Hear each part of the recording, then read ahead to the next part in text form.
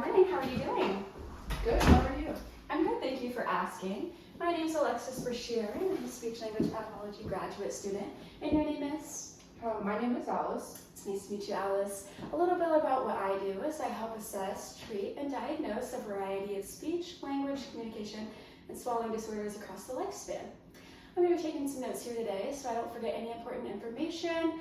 A variety of questions will arise, and if you don't feel comfortable answering them, please do not. Do you have any questions for me before we begin? No. Okay. I'd like for you to tell me a little bit about what brought you into the clinic today regarding Daisy and her communication. Sure. So the reason I'm here today is because I have a daughter, Daisy, who's 6 years old. We live here in Morgantown, and she goes to school here. She's in first grade, and she has been stuttering for the past couple of years, so that's what brought us here today. And how would you say that this concern affects your daily routines? I noticed that she gets frustrated really easily if she's trying to talk to others.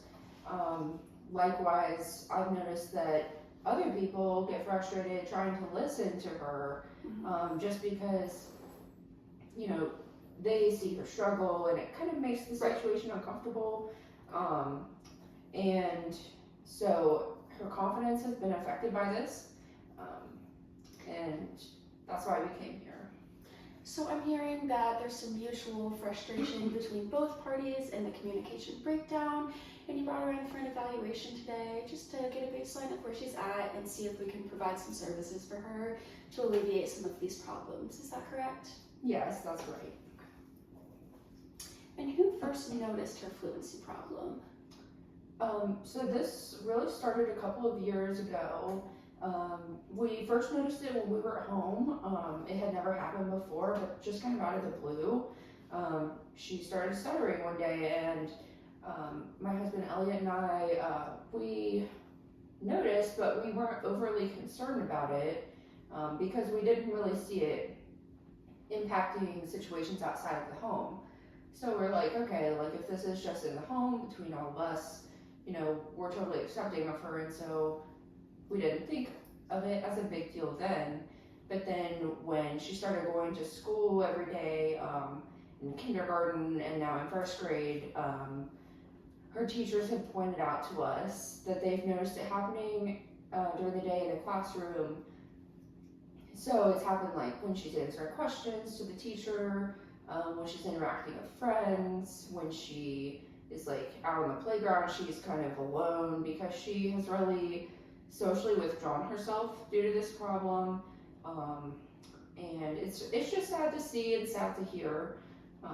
And so we have noticed like that she is more unsure of herself and less confident. So. Would you say there's any specific scenario in which you see her stutter any more, any triggers?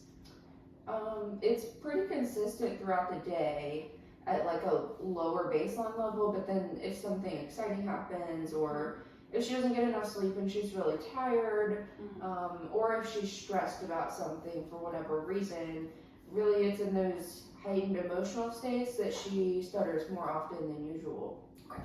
So overall, I gather that she's having problems stuttering across a variety of contexts. You guys are just trying to work on building her confidence, making her feel more comfortable in social situations so you can understand her better, she can understand you better, and just work on communication overall. Is that accurate? Yes. Okay. And what would you say your main goal is in reference to Daisy moving forward? It really all goes back to the confidence. Just for her to feel more confident and happier. I think it will positively impact her development and her friendships and, you know, her relationships with family members and everything, really. Absolutely. That's completely understandable, and I feel like that could be a very attainable goal.